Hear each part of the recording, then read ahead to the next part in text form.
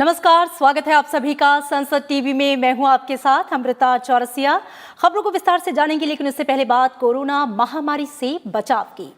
Corona महामारी के खिलाफ पूरा देश एकजुट होकर लड़ रहा है। आप भी हमारे साथ सुरक्षा और बचाव के एहतियाती उपायों का संकल्प लें। अपना मास्क अच्छी तरह से पहने, 2 गज की दूरी का पालन करें, सुरक्षित दूरी बनाए रखें, साथ ही अपने हाथों को बार बार धोएं।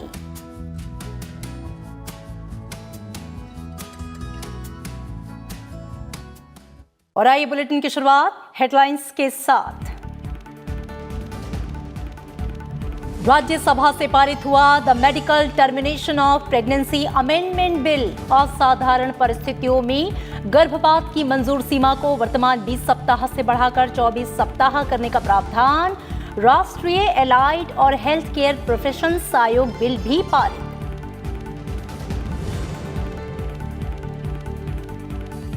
देश के सभी जिलों में 22 मार्च से शुरू होगा जल शक्ति अभियान का दूसरा चरण। केंद्रीय मंत्री गजेंद्र सिंह शेखावत ने राज्यसभा में दी जानकारी। पानी की गुणवत्ता की जांच के लिए हर जिले और ब्लॉक में होगी लैब की व्यवस्था।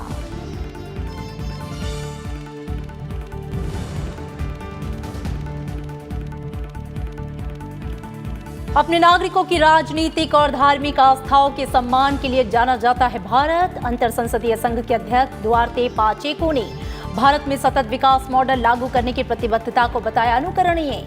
लोकसभा अध्यक्ष ओम बिरला ने कहा, प्रत्येक देश की संसद को दूसरे देश की संसद की संप्रभुता पर आधारित फैसलों का करना चाहिए सम्मान।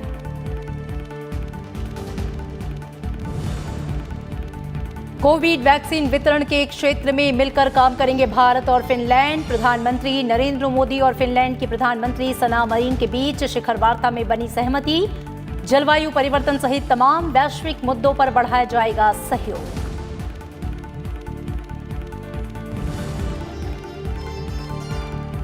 और कोविड की स्थिति से निपटने के लिए सख्त कदम उठाए महाराष्ट्र सरकार। केंद्रीय स्वास्थ्य सचिव ने प्रदेश के मुख्य सचिव को लिखी चिट्ठी। कोरोना नियंत्रण से जुड़ी रणनीतियों पर ध्यान केंद्रित करने का निर्देश।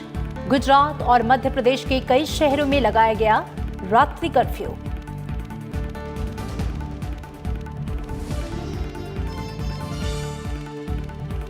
खबरें विस्तार से। राज्यसभा में आज मेडिकल टर्मिनेशन ऑफ प्रेगनेंसी संशोधन बिल यानी कि गर्भ का चिकित्सकीय समापन संशोधन विधेयक 2020 ध्वनिमत से पारित किया गया। इसमें गर्भपात की मंजूर सीमा को कुछ खास परिस्थितियों में वर्तमान 20 सप्ताह से बढ़ाकर 24 सप्ताह करने का प्रावधान किया गया है।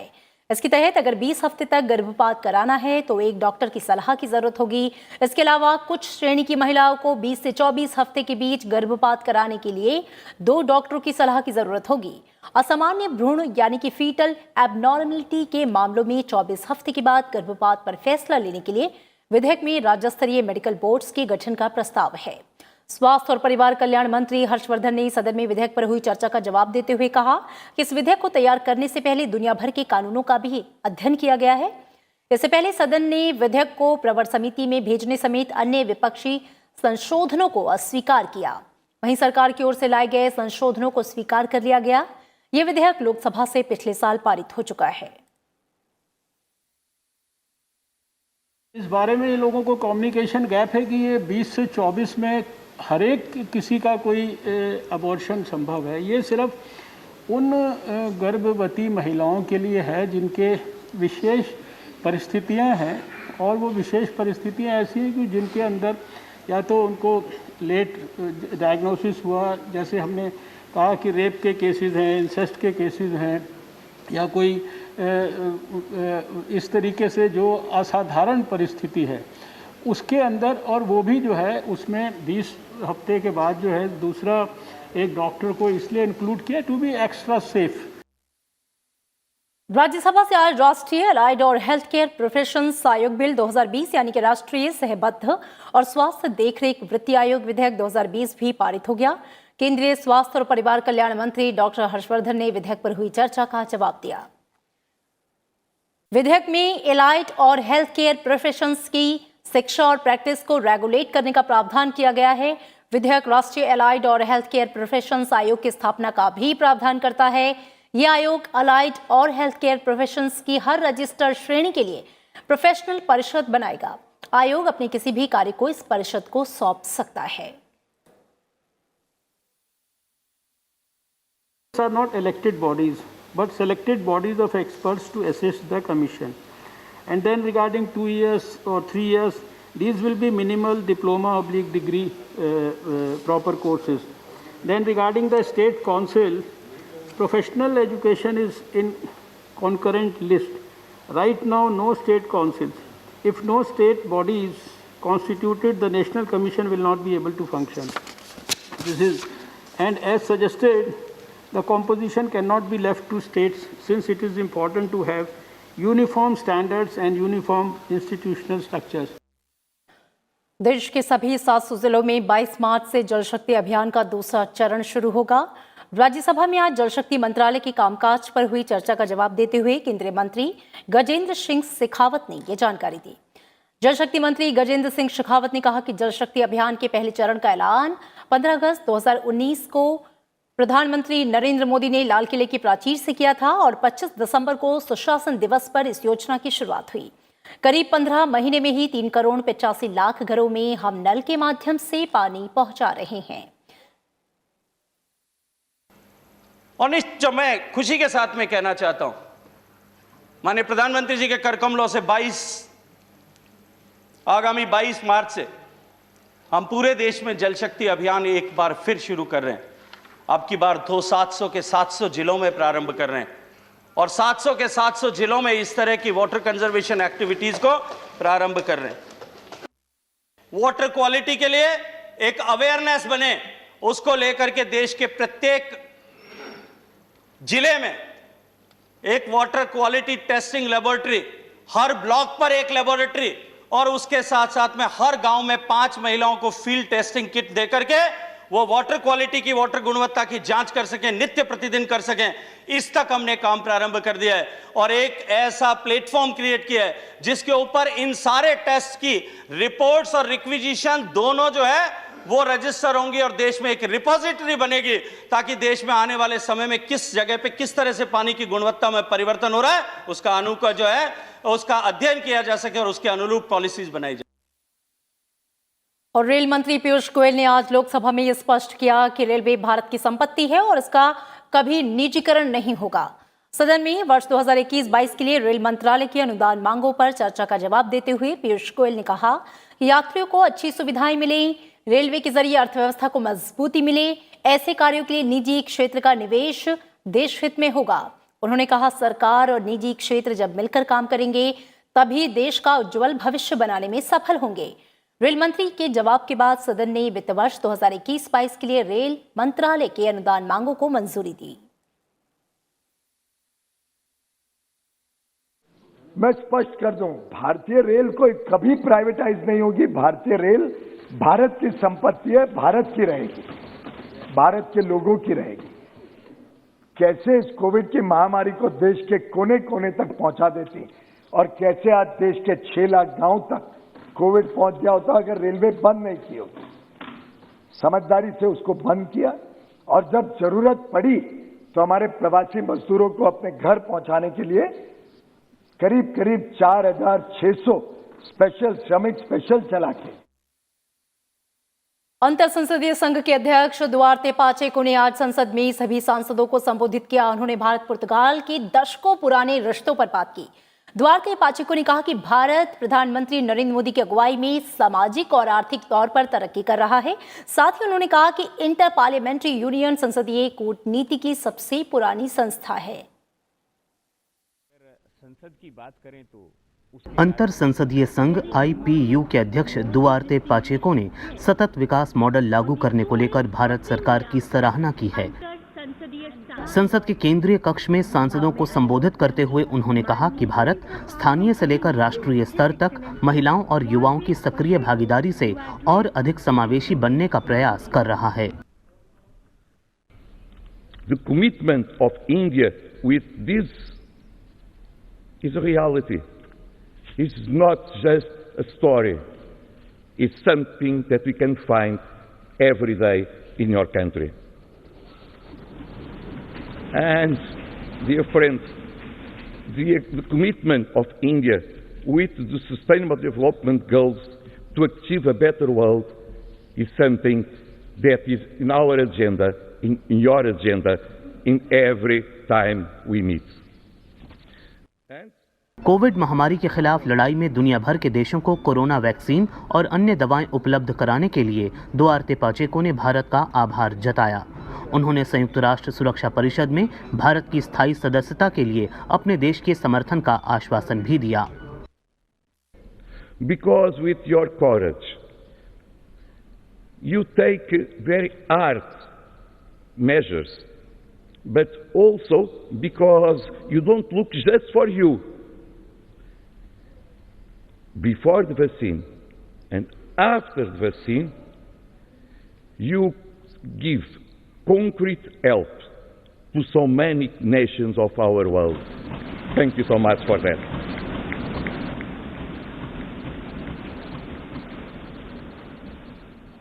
इससे पहले लोकसभा अध्यक्ष ओम बिरला ने दुआर्ते पाचेको को भारत के संविधान की कैलीग्राफी प्रति भेंट की। इस अवसर पर ओम बिरला ने कहा कि प्रत्येक देश की संसद को दूसरे देश की संसद की संप्रभुता पर आधारित फैसलों का सम्मान करना चाहिए। भारतीय संसदीय डिप्लोमेसी और संवाद के माध्यम से वैश्विक चुनौतियों के समाधान के सदा पक्षधर रहा है। आईपीयू के एक जिम्मेदार सदस्य के रूप में मेरा मानना है कि लोकतांत्रिक देशों की संसदों की संप्रभुता की रक्षा करना भी उतनी आवश्यक है। मेरे विचार में किसी देश की संसद को अन्य लोकतांत्रिक देश की संसद द्वारा लिए गए संप्रभु निर्णयों या संसद से संबंधित विषयों पर चर्चा नहीं करना चाहिए। सभी लोकतांत्रिक देशों की संसदों को एक दूसरे की मर्यादा का परस्पर सम्मान करना चाहिए।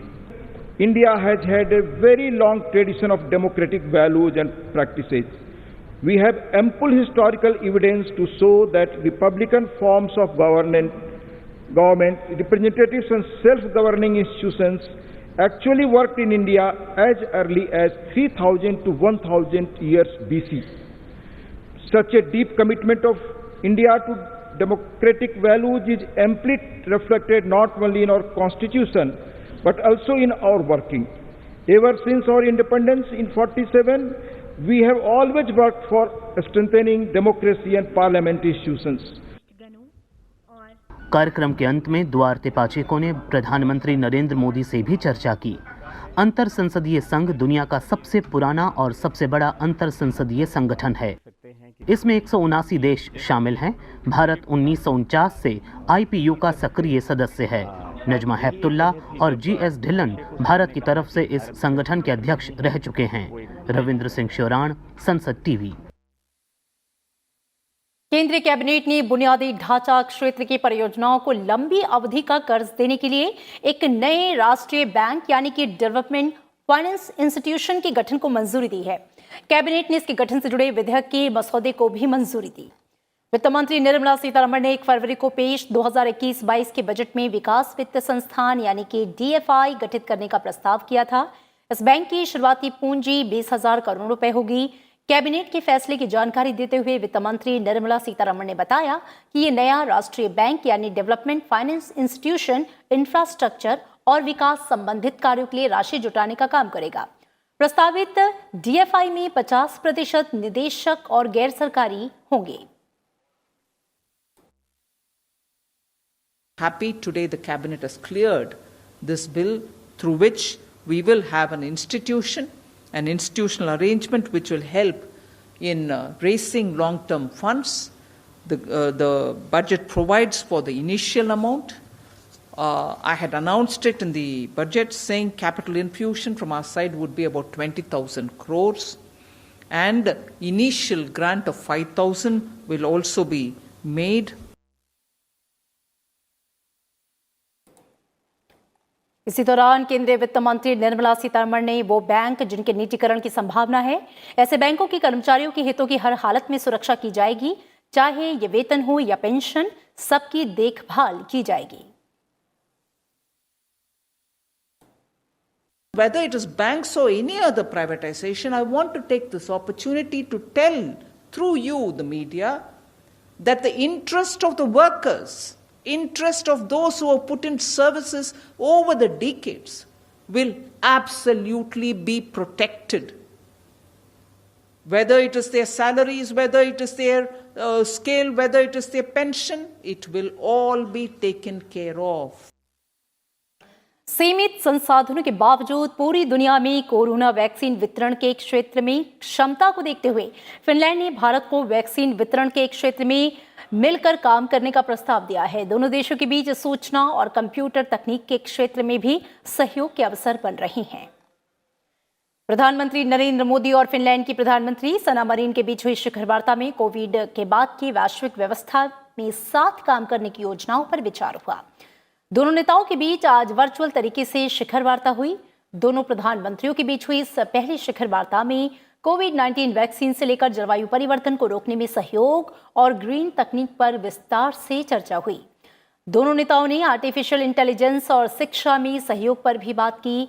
प्रधानमंत्री नरेंद्र मोदी ने फिनलैंड को इंटरनेशनल अलायंस में शामिल होने का निमंत्रण भी दिया। प्रधानमंत्री ने बताया कि भारत निर्मित कोविड-19 के टीके की 5.8 करोड़ से अधिक खुराक हाल के हफ्तों में करीब 70 देशों में पहुंची है।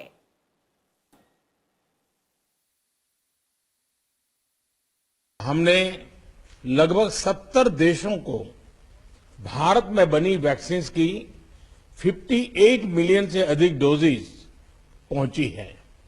मैं आपको आश्वासन देना चाहता हूं कि हम अपनी क्षमता के अनुसार पूरी मानवता को आगे भी सपोर्ट करते रहेंगे। मैं फिनलैंड को आईएसए, आईसा और सीडीआरआई में जुड़ने का आग्रह करता हूं।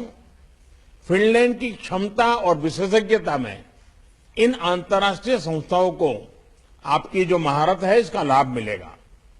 मुझे प्रसन्नता है कि आज हम आईसीटी, मोबाइल टेक्नोलॉजी और डिजिटल एजुकेशन के क्षेत्र में एक नई पार्टनरशिप घोषित कर रहे हैं। हमारे शिक्षा मंत्रालय भी एक हाई लेवल डायलॉग आरंभ कर रहे हैं। I want to recognize the efforts of India in extensive vaccination program, and you are among the world leading vaccine manufacturers. In Finland, we're also developing corona vaccines, among them a nasally administered vaccine. This could possibly help in vaccine distribution also in developing countries. We want to, through green technology, solve climate change problems. I see that we have good commercial cooperation possibilities with India in the field of technology and research. I expect the fresh memorandum of cooperation between the Finnish and Indian ministers of environment that it will be implemented ambitiously. पश्चिम बंगाल में विधानसभा चुनाव के चौथे चरण के लिए अधिसूचना जारी होने के साथ ही इस चरण के तहत आने वाली सीटों के लिए आज से नामांकन का काम शुरू हो गया। चौथे चरण के लिए 23 मार्च तक नामांकन दाखिल किए जा सकते हैं। उम्मीदवारों के नामांकन पत्रों की जांच 24 मार्च से की जाएगी और 26 मार्च तक नाम वापस लिए जा सकेंगे। पश्चिम बंगाल में चौथे चरण के तहत 10 अप्रैल को 5 जिलों की 44 विधानसभा सीटों पर मतदान होगा।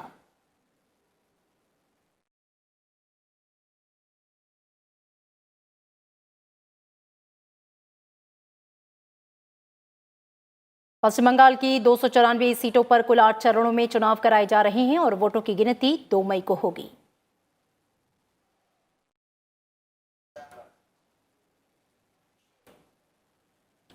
और राज्य में पहले और दूसरे चरण के चुनाव के लिए प्रचार अभियान भी जोरों पर है। सभी पार्टियों के स्टार प्रचारक राज्य में लगातार जनसभाएं कर रहे हैं। पश्चिम बंगाल विधानसभा चुनाव के लिए मुख्यमंत्री ममता बनर्जी ने आज कई जनसभाएं की। मेजा में एक चुनावी सभा के दौरान ममता बनर्जी ने बीजेपी पर तृणमूल कांग्रेस के नेताओं को परेशान करने की साजिश रचने का आरोप लगाया। नंदीग्राम में अपने ऊपर हुए कथित हमले का जिक्र करते हुए ममता बनर्जी ने कहा कि उन्हें बीजेपी के खिलाफ संघर्ष में आगे जाने से कोई नहीं रोक पाएगा। ममता बनर्जी ने अपने सुरक्षा निदेशक विवेक सहाय को हटाए जाने पर भी सवाल उठाए। ममता बनर्जी ने यह दावा किया है कि पश्चिम बंगाल विधानसभा चुनाव में बीजेपी जीत से कोसों दूर है। उन्होंने भरोसा जताया कि तृणमूल कांग्रेस दमदार जीत हासिल करेगी और राज्य की सत्ता में एक बार फिर से वापसी करेगी।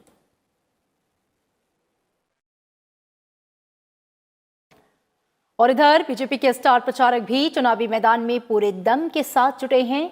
बीजेपी अध्यक्ष जेपी नड्डा, रक्षा मंत्री राजनाथ सिंह और उत्तर प्रदेश के मुख्यमंत्री योगी आदित्यनाथ ने भी आज पश्चिम बंगाल में कई जनसभाएं की। बीजेपी अध्यक्ष जेपी नड्डा ने विष्णुपुर और कोटुलपुर में जनसभाएं की। उन्होंने कहा कि पश्चिम बंगाल में मां माटी मानुष के नाम पर सत्ता में आई ममता सरकार ने बंगाल की जनता के साथ धोखा किया। उन्होंने कहा कि प्रदेश में आने वाली बीजेपी सरकार में सबका साथ, सबका विकास और सबका विश्वास होगा। उन्होंने पश्चिम बंगाल को विकास युक्त और भ्रष्टाचार मुक्त बनाने का वादा फिर से दोहराया। जेपी नड्डा ने बीजेपी का शक्ति प्रदर्शन करते हुए जिले के विष्णुपुर में रोड शो किया, जहां 27 मार्च को पहले और 1 अप्रैल को दूसरे चरण का मतदान होना है। इधर रक्षा मंत्री राजनाथ सिंह ने भी आज पश्चिम बंगाल में 3 चुनावी जनसभाओं को संबोधित किया। उन्होंने कहा कि पश्चिम बंगाल की जनता तृणमूल कांग्रेस के कुशासन और भ्रष्टाचार से त्रस्त है। राजनाथ सिंह ने कहा कि इस बार के विधानसभा चुनाव में प्रदेश की जनता ने परिवर्तन का मन बना लिया है और आने वाले 2 मई को पश्चिम बंगाल में असोल परिवर्तन होने जा रहा है।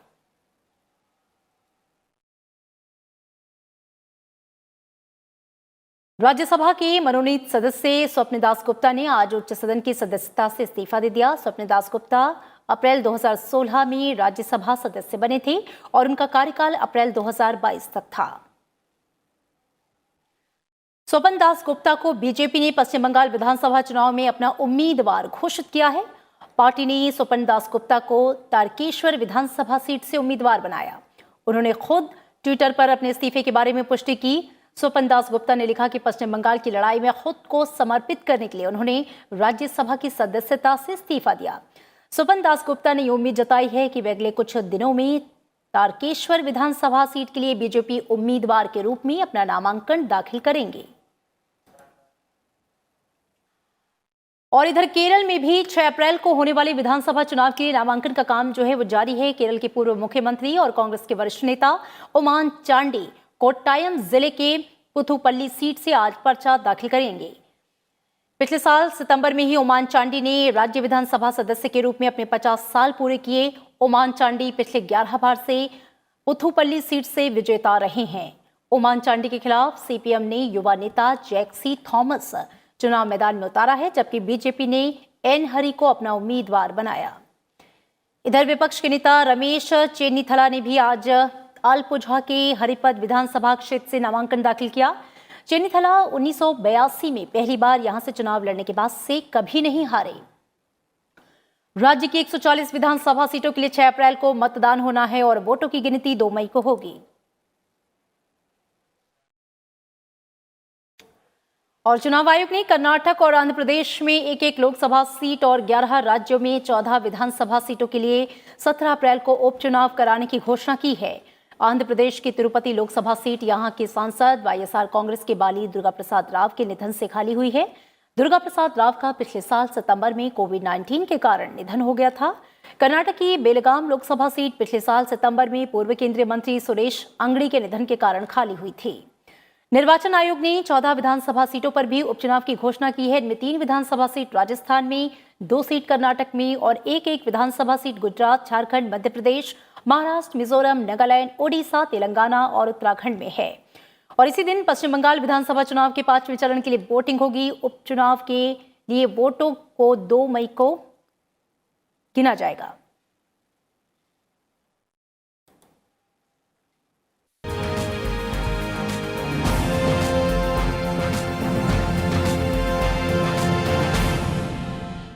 और अब कुछ और खबरों पर नजर। कोविड-19 महामारी के खिलाफ लड़ाई में भारत ने कई महत्वपूर्ण उपलब्धियां हासिल कर ली हैं और इसी कड़ी में एक और महत्वपूर्ण उपलब्धि हासिल करते हुए भारत में कुल टीकाकरण कवरेज करीब 3 करोड़ 30 लाख हो गया है। कल भारत में 30 लाख से अधिक वैक्सीन के टीके लगाए जाने के साथ ही एक दिन में सर्वाधिक टीकाकरण का आंकड़ा दर्ज किया गया। 60 वर्ष से अधिक आयु के लाभार्थियों का कवरेज केवल 15 दिनों में 1 करोड़ को पार कर गया है। देश में 5,55,984 सत्रों के जरिए 3 करोड़ 29,47,000 से ज्यादा वैक्सीन की डोज लोगों को दी जा चुकी है। इनमें 74,46,983 स्वास्थ्य कर्मियों को वैक्सीन की पहली डोज, 44,58,616 स्वास्थ्य कर्मियों को वैक्सीन की दूसरी डोज दी जा चुकी है। फ्रंट लाइन वर्कर्स की बात करें तो इनमें 74,74,406 फ्रंटलाइन वर्कर्स को पहली डोज और 14,09,332 फ्रंटलाइन वर्कर्स को दूसरी डोज दी गई। 45 वर्ष से अधिक आयु के अन्य रोगों से ग्रस्त 18,88,727 लाभार्थी वैक्सीन को पहली डोज और 60 वर्ष से अधिक आयु वाले 1,02,69,368 लाभार्थियों को दी गई है डोज शामिल है। कोविड संक्रमण के मामलों की अगर बात करें तो देश में 5 राज्यों महाराष्ट्र, पंजाब, कर्नाटक, गुजरात और तमिलनाडु में कोविड के नए मामलों में निरंतर वृद्धि दर्ज की जा रही है। पिछले 24 घंटे में कोरोना के सामने आए नए मामलों में से 79.73% नए मामले इन प्रदेशों में दर्ज किए गए। पिछले 24 घंटों में कोरोना के 24,492 नए मामले दर्ज किए गए। भारत में आज कोरोना के कुल सक्रिय मामले 2,23,432 हैं। कोविड के बढ़ते मामलों के बीच प्रधानमंत्री नरेंद्र मोदी कल राज्यों के मुख्यमंत्रियों के साथ बैठक कर हालात की समीक्षा करेंगे। केंद्र सरकार ने कोविड की दूसरी लहर की आशंका के चलते महाराष्ट्र सरकार को आगाह किया है। केंद्रीय स्वास्थ्य सचिव की तरफ से राज्य सरकार को लिखे गए एक पत्र में कोरोना नियंत्रण से जुड़ी रणनीतियों पर ध्यान केंद्रित करने के लिए कहा गया। स्वास्थ्य विभाग के मुताबिक महाराष्ट्र में कल कोरोना वायरस के 15,051 नए मामले सामने आए और 48 लोगों की मौत हुई। राज्य में संक्रमण के मामले 23,29,464 पर पहुंच गए हैं, जबकि 52,900 से अधिक लोगों की संक्रमण के कारण मौत हो चुकी है। एक केंद्रीय प्रतिनिधिमंडल ने 7 से 11 मार्च के बीच महाराष्ट्र का दौरा भी किया और कोविड-19 की स्थिति पर मुख्यमंत्री उद्धव ठाकरे से बात की। महाराष्ट्र सरकार ने प्रदेशवासियों के लिए नए नियम बनाए हैं ताकि कोरोना संक्रमण को बढ़ने से रोका जाए। इनके मुताबिक सभी सिनेमा हॉल, होटल, रेस्टोरेंट में केवल 50% क्षमता के साथ ही खुल पाएंगे, जबकि सभी सामाजिक, सांस्कृतिक और राजकीय कार्यक्रम बंद रहेंगे। महाराष्ट्र के बाद गुजरात और मध्य प्रदेश में भी कोरोना वायरस के मामलों में बढ़ोतरी देखने को मिली है। लिहाजा राज्य सरकारों ने कई शहरों में रात्रि कर्फ्यू लगाया है। गुजरात में 4 बड़े शहरों में रात्रि कर्फ्यू लागू किया गया है। अहमदाबाद, वडोदरा, सूरत और राजकोट में नाइट कर्फ्यू को 31 मार्च तक बढ़ा दिया गया है। इन शहरों में पहले से ही नाइट कर्फ्यू लागू था और इसका समय रात 12 बजे से सुबह 6 बजे तक था। इधर मध्य प्रदेश में इसी तरह का कदम उठाया गया है। तेजी से बढ़ रहे मामलों की वजह से मध्य प्रदेश की राजधानी भोपाल और इंदौर में आज देर रात्रि से नाइट कर्फ्यू लगाने का फैसला किया गया।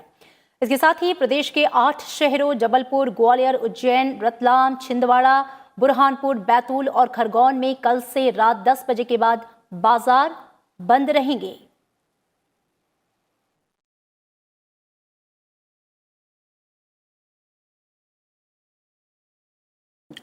और इसी के साथ फिलहाल खबरों में इतना ही। आगे देखिए हमारा खास कार्यक्रम देश देशांतर में कोरोना काल, महिलाओं और बच्चों के खिलाफ बढ़े अपराध।